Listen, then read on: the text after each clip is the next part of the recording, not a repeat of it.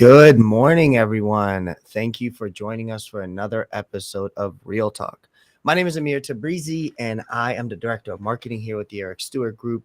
With me, I have Mr. Robert Garcia, and we'll get a quick introduction from him. And you will see coming very soon, hopefully, Eric as well. In true real estate fashion, Eric was in his car making things happen. So then that speaks kind of to the authenticity of this show. And actually, here he is. So that speaks to the authenticity of this show. You know, we're all kind of moving day by day, time by time, and things happen. And honestly, if your realtor isn't moving around and isn't taking phone calls in their car, are they doing their job, right? So to tell you a little bit more about the show, Real Talk is brought to you by the Eric Stewart Group of Long and Foster. We're here to help you navigate today's crazy real estate world and hopefully be a shining light and a guiding light in the process. We're going to be discussing everything from buying, selling, and everything that happens in the real estate world. And this show really isn't just for consumers. It's going to be for our fellow realtors. It'll be for anybody who has any interest in real estate. This week, we're going to talk about a few things. And before I let these guys introduce themselves, I'm going to kind of tell you a little bit about what we're going to talk about. So this week, we're going to focus heavy on what we like to call right-sizing. We don't like the word downsizing. We're going to tell you how to successfully right-size your life. We're going to tell you about two cool methods called the gnome method. Yes, you heard that right, the garden gnome method, and also the loading zone. We're also going to deep dive. We're going to take a deep dive into home inspections. We'll try to give you some light in that sense as well. Gentlemen, if you guys want to take a second, introduce yourselves again, and we can start with Mr. Garcia. Yes, good morning, everybody. Thank you, Amir, for having us back again on the show. My name is Robert Garcia. I am the Director of Sales and Operations of the Eric Stewart Group. I've been with the team, I think this is going to be my 19th year that I've been working behind the scenes, out on the field, you name it, right? Wearing so many hats, and grateful to be back on the show. Awesome. And Eric? Can you hear me okay?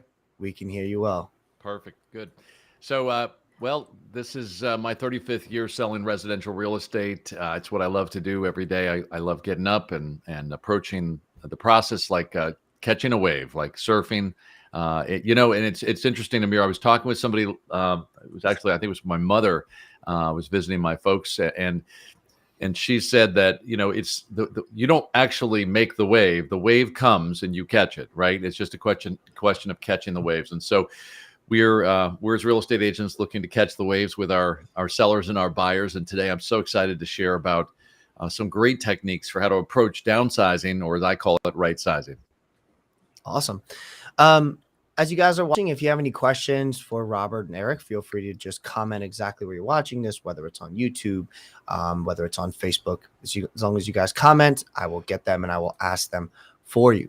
So without further ado, let's just jump in. We're gonna just kind of go through what our topics, as mentioned today. These are our topics that we'll talk about: right sizing, the gnome method. Love the sleepy guy, home inspections, and everything you need to know about it. I know that guy, he just looks like he's having the time of his life. So we're going to start with the gnome method. But before we get into it, Eric, I want you to kind of explain to us what is right sizing, right? Like, what is it? And, just how did you come up with the difference between right sizing and downsizing? And as you guys are watching this, you will see on the left side of the screen, this is our right sizing guide. Everything we talk about today and more is in this guide. You can call us at 800-900-9104 or visit theericstewartgroup.com to get your copy as well. So Eric, without further ado, can you just tell us a little bit more about right sizing and what it is and how you can successfully do it, and how do you handle the "I just have too much stuff" objection?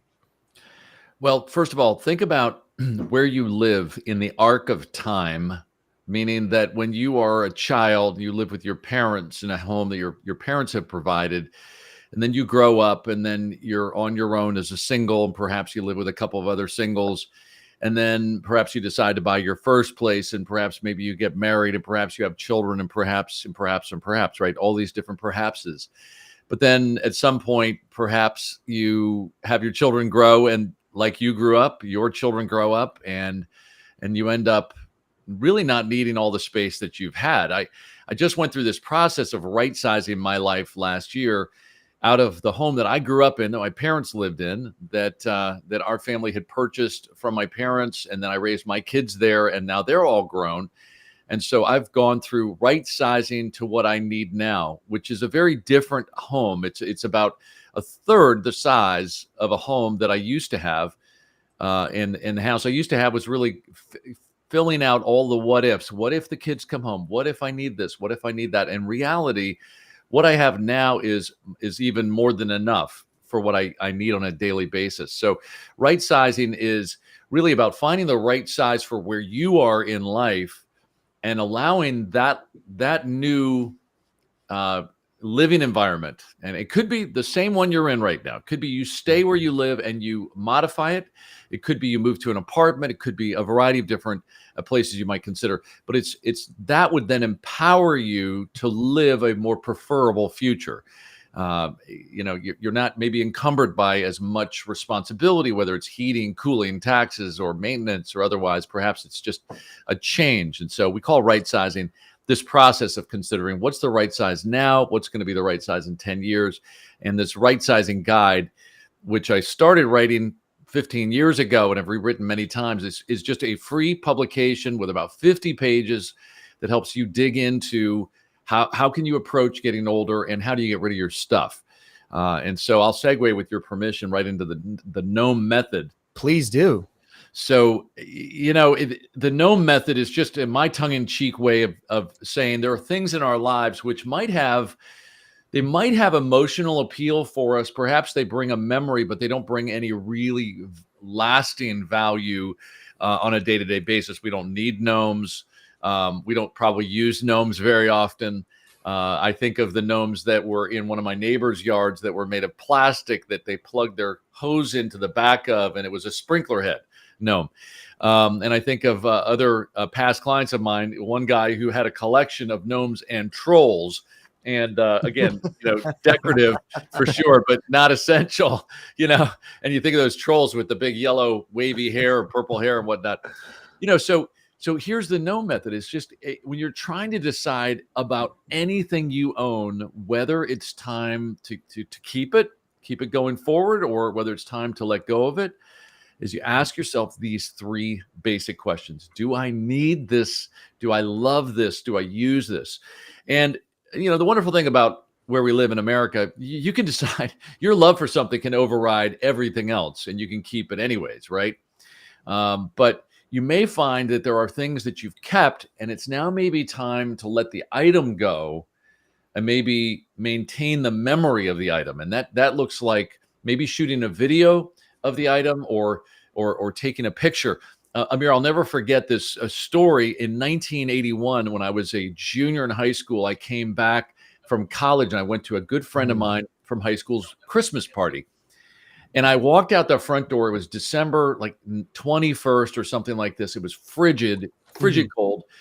And I heard a scream across the road on the other side of the road and down about 4 houses. And I heard that scream again. And so I ran to find out what was wrong, to figure out how I could help. And this man had been shot through the neck and in the clavicle. And this woman is holding his head in her arms. And so what ended up happening is I'm the first person there.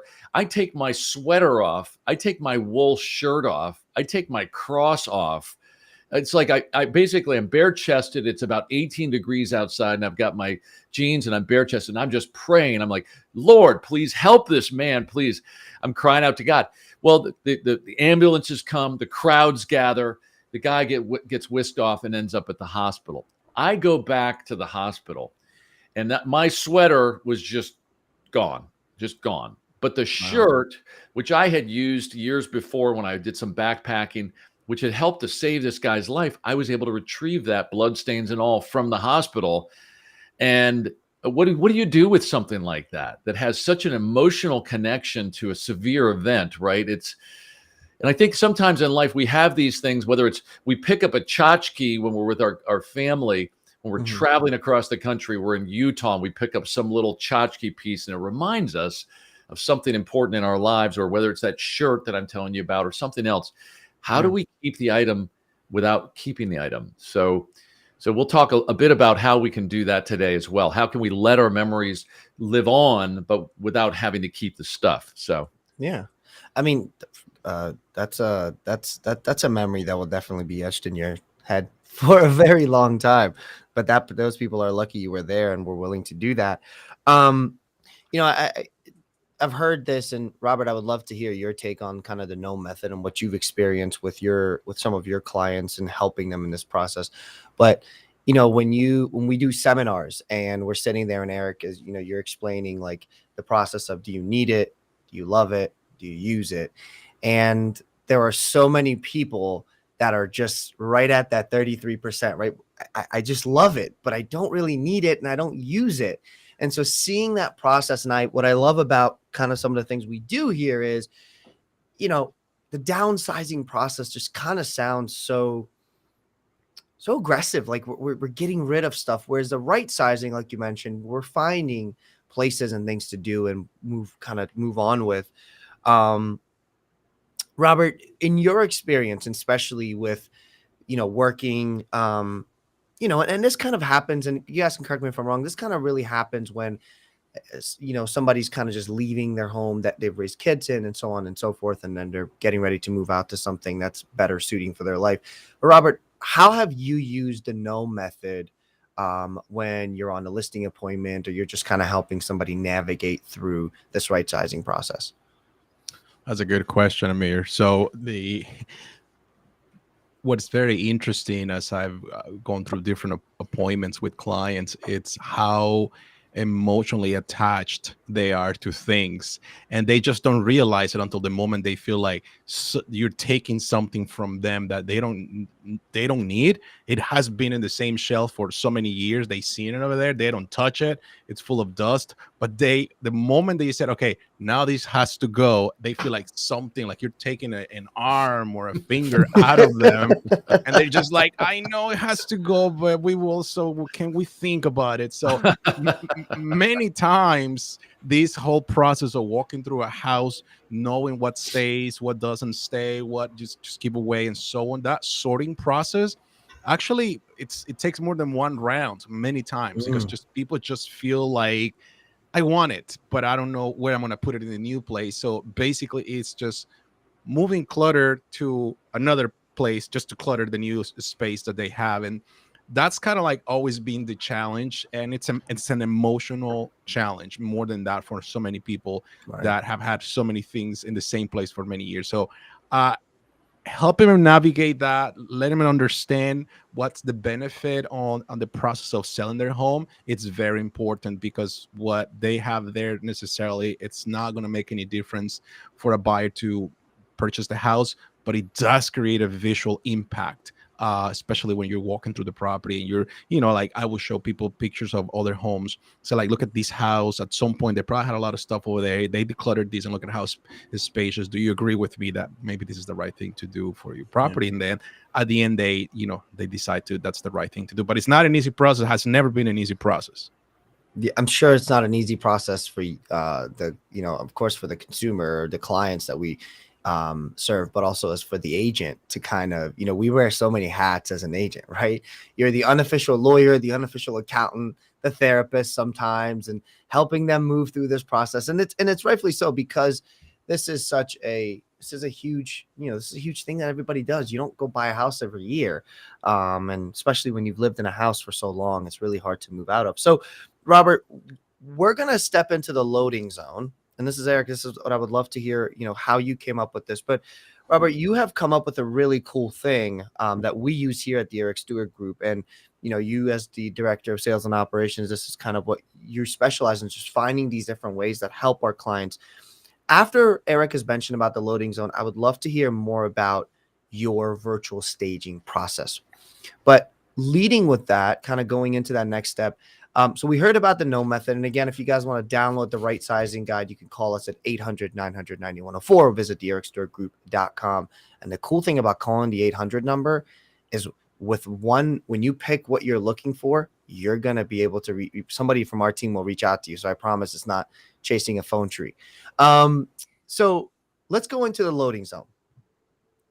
We have options, and Eric, and I'm sure you'll talk about the do-it-yourself, the DIY, or hire somebody to organize to help you.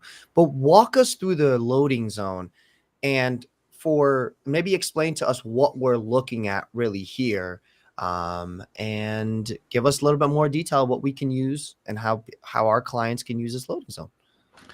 Well, Amir, I love this particular story about Jim and Phyllis, who contacted me about selling their home. And I came out to meet with them. They were moving and downsizing or right-sizing into a smaller apartment from a fairly large single-family rambler with a full basement. And I walked in the front door, and there was stuff everywhere. And I mean, lining up the hallways, beds were loaded up in the bedrooms. And then in the master, there was stuff on the foot of the bed, but there's also kind of a line of things around all the perimeter walls. I walked into the master bathroom, and there was this soaking tub and also a separate shower. And the soaking tub was full of stuff. And then I opened up the shower door, and there was more stuff hanging. And I turned around to look at Phyllis, and she said, "Oh, don't worry. We remove that when we take showers." And and I remember that's good just, to know. That's good to know. I just smirked. It was like, this is called coping, I think, with too much stuff when we have too much. Well, anyway, in order to start a process of getting rid of things, here's the challenge. I think most of us face that we want to start to organize, and we get something off of a shelf and we look at it and we study it and we're like, I don't know if I should get rid of this or not. I'm not sure what I should do or where it's going to go. And that's where the gnome method can come in on a specific item. Well, I said to Jim and Phyllis, look, you need to be very focused here in just doing 5 things with everything that you own. And the first thing you want to think about is, do you have something that's really just trash and you should just throw it away? And do you have something that you might donate that would benefit somebody else that you have no need for any longer?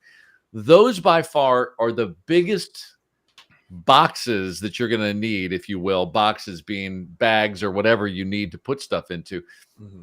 You want to think about, where can I take stuff that where's it going to go? Is it going to go with me? Is it going to go to my children or relatives, if they'll even have it?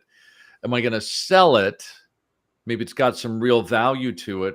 Am I going to donate it, or am I going to throw it away? And that's it. I mean, that's all there is. That's just those 5 things you can do. And of course, in the donation side, you might have something that you would give to a really fine museum that's museum quality. And whereas you might give something else to Salvation Army or Goodwill that would help somebody in need. The point is that if you can get in the mindset, anything you have is going to do one of those 5 things. Go with you, go to the kids. You're going to sell it, donate it, or throw it. And I say throw it, and I also include recycling in that throwaway. Mm-hmm. And so this image that you see here is a bay. It's kind of like a room. It could be a bedroom in your house, or it could be a bay in a garage where you're dedicating that space. And notice at the front is the throwaway and the donate. That's where the majority of stuff is going to go, because we normally don't keep as much as we think we will. We've packed things into shelves and closets, and then we find them. And it's like, oh my gosh, I would never wear that again, right? So now, if it's the St. John's outfit and you're a woman and you want to sell it, it's probably got some real value. But if it's just an old T-shirt, time to either give it away or throw it away. Anyway, so this loading zone, think of it that way. It's the LZ. It's the place where you can go to get yourself organized within the house. Now, Jim and Phyllis, they essentially, they got caught. And here's the catch. They picked something up from the master that really belonged in the garage. And they end up to the garage, but there's, guess what? No room in the garage for anything. So they picked something up in the garage to make room for the thing they brought from the master. And then that thing belonged in the basement. So you go to the basement, open up the storage room, it's packed, and they walk over to the shelf and they find the blender that they were looking for the winter before. They move that blender off and they put the thing from the garage there. And guess what? They go upstairs and they realize, oh, I already bought another blender. I mean, could you hear the disorganization? I mean, it's like That's the extreme. But I said, look, and then you go upstairs from the basement, you're like, gosh, this is exhausting. And then the mailman drives by and you're like, I'm saved by the mail.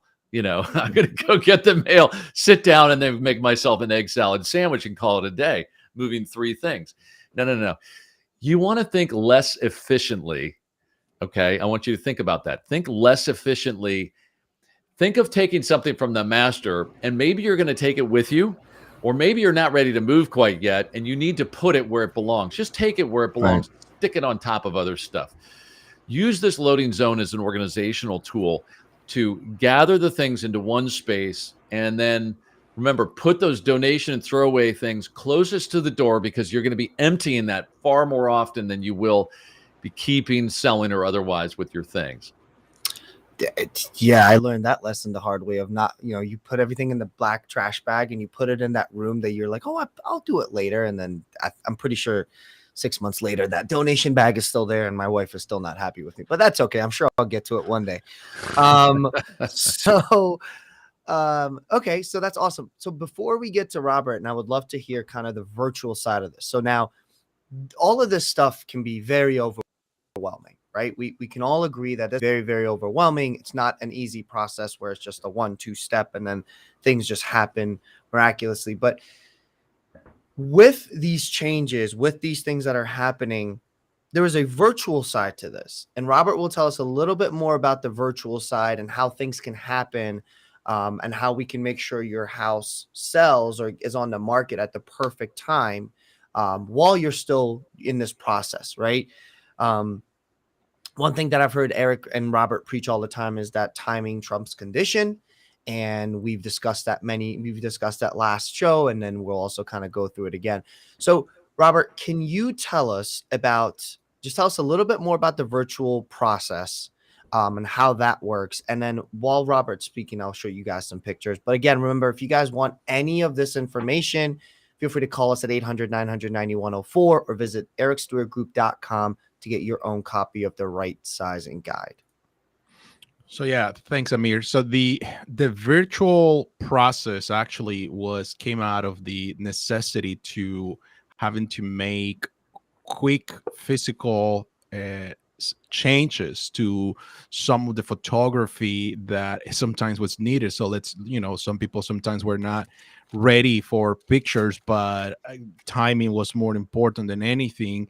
And then they needed to sometimes just to get houses on the market, but where like houses are not ready, right? Or, let's be honest, you're dealing with people that are elderly people. They cannot move things around that quick, and it's a big challenge. So starting to look in the world of virtual reality, where that's going to be the future of many things, start looking into different companies that can help us do that, and landed with a really good company that allows to do many changes, as Amir was just showing a few seconds ago here on the screen, where you can actually see how a space that is completely cluttered can now become an empty space. And yeah, granted, when somebody comes to the property, they will probably see the mess, but they can also visualize how will it be without the mess, which is at the end of the day, we're trying to sell when we selling homes. And one of the things that we've done at the Eric Stewart Group is when houses that are vacant, particularly, we enlarge these pictures. I think they're like 3 by 2.5 feet, so they're pretty large. There you go. So you put them in the property, people can take a look, so they can buy the idea how you can stage these images the rooms with the images that we have, and that way it's just a visual thing. And let's be honest, real estate, it starts with the falling in love visually with something, and then making the decision to drive and take a look at the inside of a property. So as Eric says, we are very heavy on the online traffic so that we can convert into foot traffic so that people can go and see the home. So this is how we created this system. We do it on most of our properties, I will say. There's some houses that don't need any stage, and they are, well kept by the owner. So I don't, we kind of exclude those a little bit just because they don't need it. But most of the other homes or vacant houses, definitely we want to help buyers visualize. And let's be honest, people like to, have an idea of how they can decorate the room. So that's how this whole process came across, Amir, and it's part of the Eric Stewart Group selling system. I mean, this is why we say who you work with matters. If you're working with someone who doesn't have the tools that we've discussed here and we're kind of showing you guys here, that's where things kind of, you don't get to sell for top dollar. You don't get to sell as fast. And so we are heavy, believers into flooding the market with information to make sure that your house is in front of everybody, getting you tens of thousands of views, putting you on websites such as, the heavy traffic websites, AOL, Fox, CBS, CNN, MSNBC, all those heavy traffic websites, getting people back to your home. And that's a shameless plug for our marketing team, by the way. So one of the things, sorry, I had to do it, guys. I gotta throw those in there as much as I can.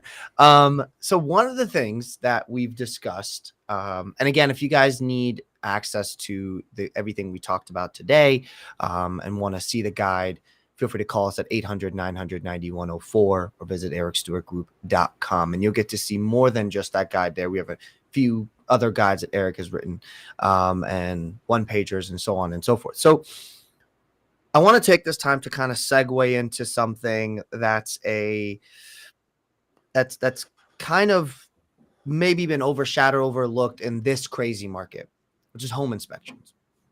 Now, as someone who recently bought a house, recently as in 2020, and I know that feels like a lifetime away, but one of the main things that I really wanted to understand was home inspections. Like, what are they? What are the different types? What kind of information can I expect from each one of them?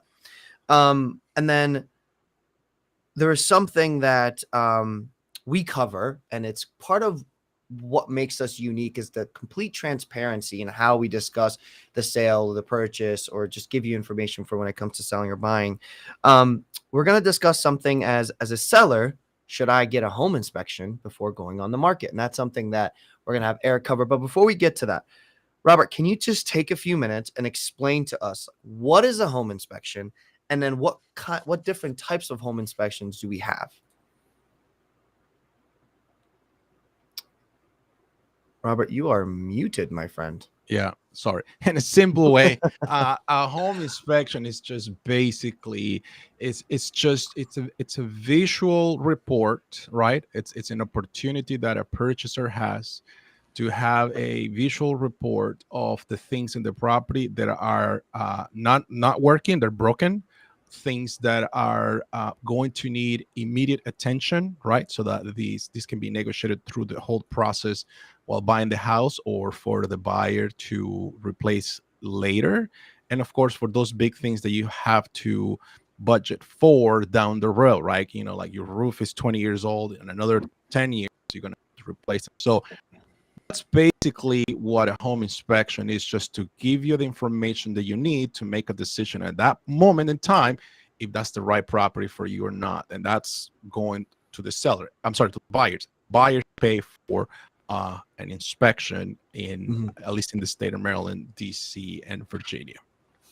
Awesome. So what kind of information should I, as a first-time home buyer, what type of information should I be looking for or expecting when I do a home inspection?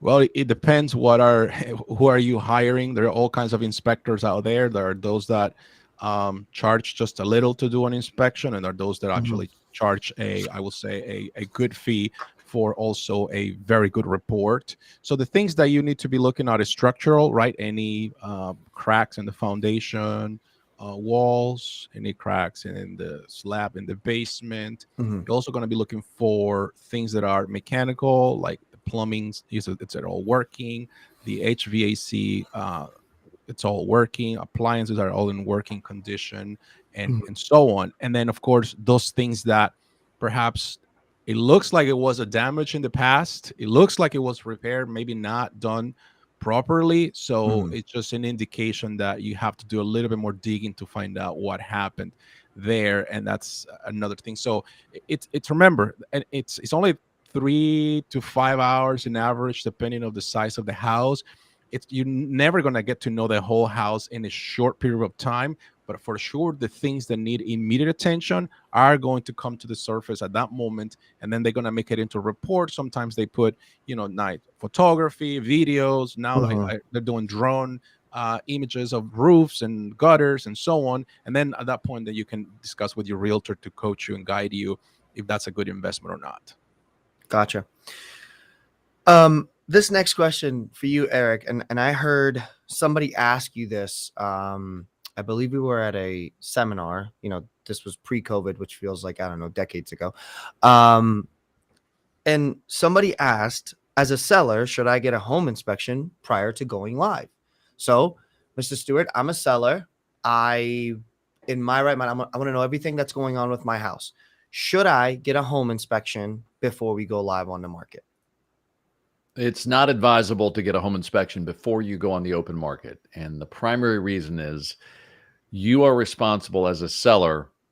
Even if you sell the home in as-is condition, you are responsible to disclose anything you know is not working, okay? And anything you know that is a defect in the house. Your responsibility is to make sure that your conscience is clear when you transfer title to a property. Now, a home that's going to be torn down, that's being sold just for the lot, but has a house on it, is treated differently, okay? It has to be drawn up on a lot contract as opposed to a house contract to make it clear.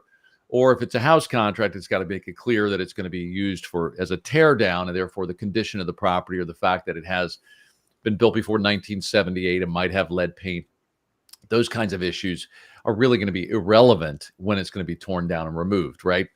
Mm-hmm. But if you spend there's several reasons why I wouldn't do an inspection. Number one is you're spending money to do the inspection, and the buyers are likely to do an inspection themselves. And in the kind of market that we're in right now, most buyers are doing home inspections before they submit their offer, or they're doing it immediately after ratification if there's no competition in the offer. We just sold a home today that had a very short-term contingency for an inspection with just the right to walk away. So the buyer can't ask the seller to do anything. Now, the seller doesn't know of any defects in the home, but if they did and they had done a pre-inspection, they would have had to say, well, we discovered these outlets don't work, or there's a leak over here, or there's a crack in the foundation, or any number of things. It's always better just to be an unknown when you're a seller. Just don't know. Just let the buyers do the inspection if they want to. Let them spend the money and the time to figure out what's going on. And then if they present you with a list of items that they want you to fix or a report, and they ask you to take care of those things, you then have the right with your agent to discuss, whether you will or you won't, or whether you'll kill that contract, and whether you'll move forward. It'll be up to you as a seller. But don't get too much knowledge about condition before you sell, or you'll have to take care of it all or disclose it all. Awesome. So in this, and Eric, you mentioned this in a type of market we're in, right? I mean, it's insane. But so as a buyer, Robert, as a buyer, I just bought a house without a home inspection, right? I that was the only way I could get this house. I had to waive all my contingencies, and one of them was the home inspection. Should I be panicking right now? Should I be running around the house screaming, being scared? I mean, I don't know if panicking is the right word for this. Mm-hmm. I think like any buyer that they just purchased a house, I'm sure is going to do their due diligence to make sure, like, how things work in the property. And in doing that, they probably going to uncover issues that were not, of course, you waive the inspection. Mm-hmm. And you now have to deal with it, and probably just gonna need to call a handyman to come over, make a whole laundry list of things that need to be done on one or two trips, and to just get them done at that point. So, but then you're also gonna have those unpleasant surprises where you found something that you wish you would have done a home inspection before, and now you're like, so what do I do? And at that point, you're just gonna have to deal with what you have in front of you. It's no other way around it. That's why we say we highly recommend to do an inspection, even if it's a walk and talk. Now, this is a new term for a lot of people, but basically walk and talk is you get an inspector to come with you. You walk the property around. You ask permission to a seller to do it if it's even before they're reviewing offers. And it takes about an hour or hour and a half, depending on the size of the house. And the inspector just points things to you as he's just looking at, as he's walking with you, and just tells you those things. So even if you had the chance to do that type of inspection, it's still advisable, but it's in this kind of market. And listen, the seller is not prohibiting you from doing an inspection. It's another buyer that is prohibiting you to do an inspection, because they will be the ones waiving an inspection, and which now turns like to be more appealing for the seller to consider that offer, because there has less ways for this buyer to get out of the contract. So that's the way I will do it. But I don't think you have to panic. I think like immediately purchase a house, take care of the things that you think they need immediate attention, get a handyman out there to do a walk and talk with you. And if you really want to have an inspection report, you can still do your inspection after you purchase the house. Just any surprises, you're going to have to deal with it. So perfect segue. My next question to you both was going to be, should I get a home inspection? I just moved in. Robert's suggestion is bring a handyman in. If you want to get a home inspection, do it after. Eric, what are your thoughts about doing a home inspection after you not even after you ratify it, but after you have gone through the process, you've closed, you got the keys in your hand? Would you suggest there's a home inspection done?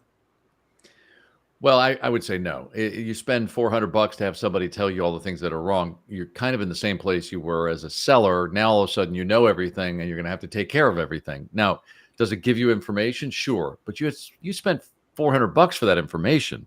Or if you did a walk around inspection, you spend $250 for that information. Whereas a handyman, you could say, hey, I want you to go through, I want you just to check my electrical panel box. I want you to check all my toilets. I want you to make sure my appliances work.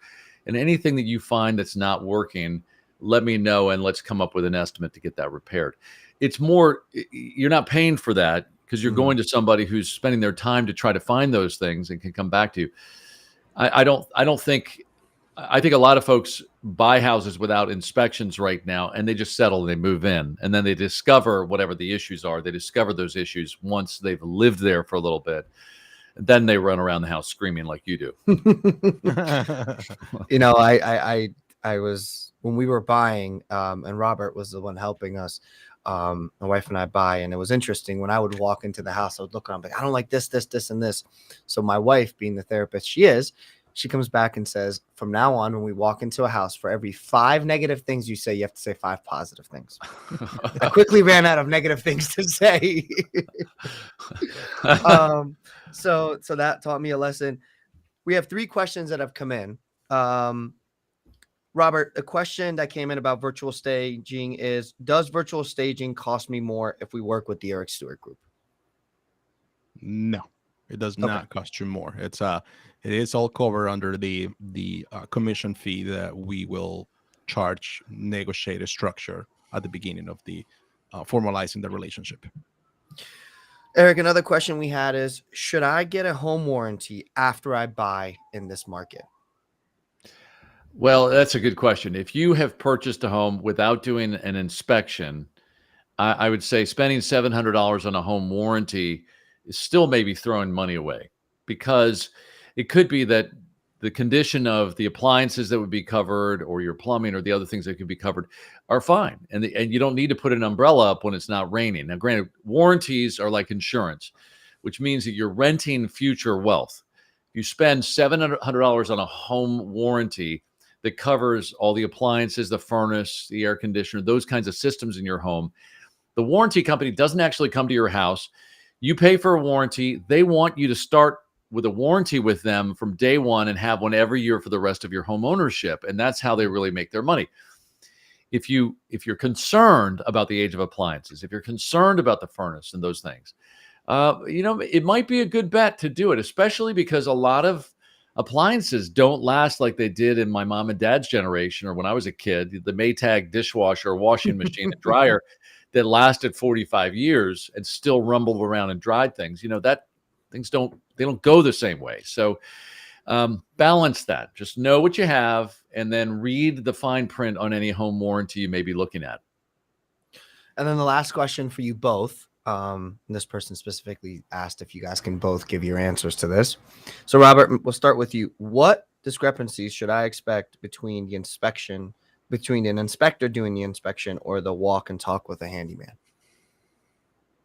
I mean, I think it's just the amount of time that this person is going to spend with you trying to do the report, the walk and talk. It's like inspector is walking, is talking, you're taking notes, right? If you taking good notes, then you'll know what happens. If you didn't take good notes, then maybe you want to ask permission to the inspector to that you give him your mobile device and you put the recording, and then you're recording the inspector as you're walking through, so then you have some kind of file to go point of reference. Now the other inspection, the full-blown inspection, it actually gives you a report, like, I don't know, 40, 60 pages, depending on how big the house is. And it has like, images, like, in the attic, right? You're not going to go into the attic as a buyer probably, but the inspectors will probably go to the attic and they'll take pictures of the attic, and you'll have probably 5, 7, 10 images of the attic, or maybe they do a video of the attic. So that you do have more resources or points of reference where you can go back and look at something just to say, oh, okay, so, wondering how this was done. That's probably the difference. So I don't know if it's a discrepancy. It's just that in a short period of time, you cannot do that. Now, a good home inspector also have like moist meters. They can do some moist, metering in the basement. They have this thermal camera, so they can see for previous leaks behind the drywall. So they have all this fancy equipment that they can actually allow them to go a little bit deeper without making holes on the walls, and give you a better understanding of your property. So that's probably the big difference when it comes to these inspections. Eric, what's the difference kind of in your experience that you've seen between a home inspection and a handyman, or a home inspector and a handyman? Well, a home inspector has a list of all the things that he's going to check, and electrical, plumbing, appliances, HVAC systems, the electrical panel to make sure there's no double tap circuit breakers. He's going to check the roof. He's going to check the attic, as Robert said. Essentially, going to give a very thorough look for any potential defects on a kind of like going to Jiffy Lube, where they get like 27-point inspection. It's like you're going to get all of these things done for a cost with a home inspector. You could ask, technically you could probably just print online and Google what's typically checked on a home inspection, and hand that to a handyman and say, hey, can you go around and just check all these things and see if there's anything that you think needs to get fixed, and let me know. Right? The handyman's got an interest in getting that work and won't charge you for the estimate, most likely. And they may, in a period of 30 minutes, be able to just quickly go and check those things. So the difference is, the handyman's not going to have a list unless you give it to him, right? That's going to be along the same lines as a home inspection. Right. But the handyman's also going to be free. And if there's specific concerns, you can just have him address those items. Awesome. Well, that is all the questions that we had come in. I thank you both for joining us again today and giving us all this insightful information. Now, I'm pretty perfect. I don't make too many mistakes, but last show we made... Wow. Last show I said we'll see you guys a few days earlier, but our next episode will happen on June 1st. I checked the date 3 times, so it's the right date. Finally. Listen, it happens to the best of us. I just wanted to make sure that everybody felt, I still make mistakes. It's okay. We'll see you guys on June 1st. We'll discuss more things about real estate. In the meantime, if you guys have any questions for us, need any help, or just want us to come out and give you a free home evaluation, or if you're an agent in this market and just need help, reach out to us directly, 800-900-9104, 800-900-9104, or visit us at the Eric Stewart Group, not the ericstewartgroup.com. We look forward to seeing you guys next week. And gentlemen, thanks again for joining us. Thanks, Amir. Thanks, Robert. Thank you, Amir. Thank you, Eric. Bye-bye, guys.